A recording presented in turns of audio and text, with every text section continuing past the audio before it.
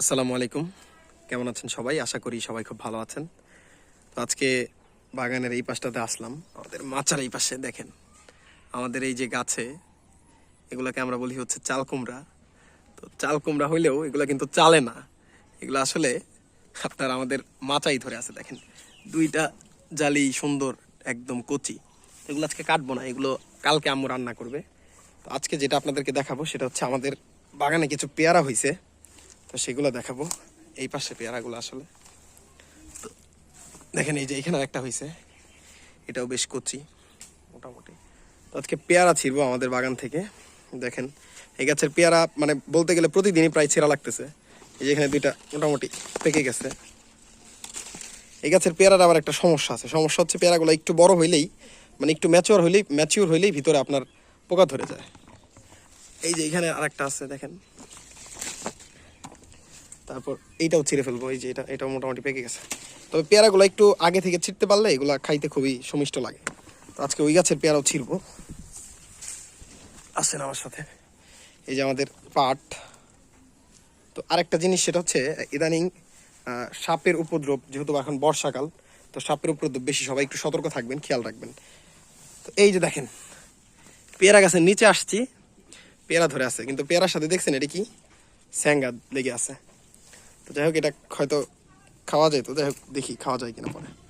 তো আজকে মূলত আমাদের আবারও আজকে এই গাছের পেয়ারাগুলো পারবো। তো সাথে আমার ছোট বোন আসছে আমার হেল্প করার জন্য।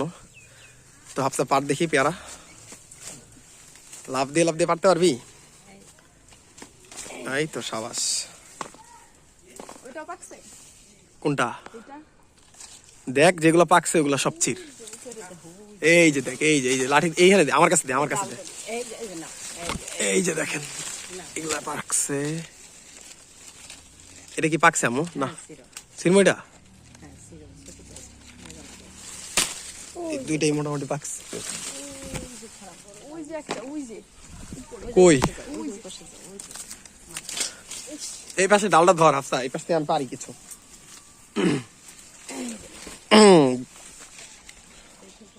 পেয়ারা পারতে যে ট্রেনের মধ্যে পড়ে গেছিলাম এখন। এই যে দেখেন আস্তে আস্তে আস্তে আস্তে এই পাশে একটা, এই পাশে আম নেই আম্মু, উঠাই ফেলো। এটা একটাই পাকছে এই পাশে দেখেন।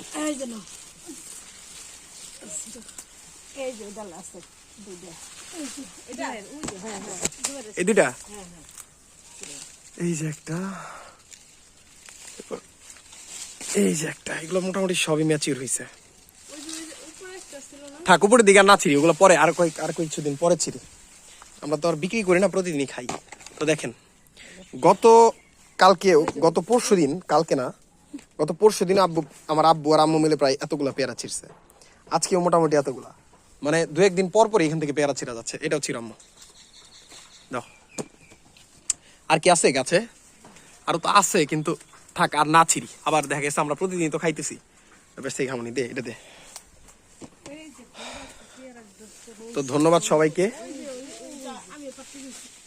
আমি আরো ভিডিও শেষ করে দিতে যাচ্ছিলাম, কিন্তু আম্মা একটা পেয়ারা পারতেছে এখনো। পারছো দাদি? এই যে আর একটা পেয়ারা।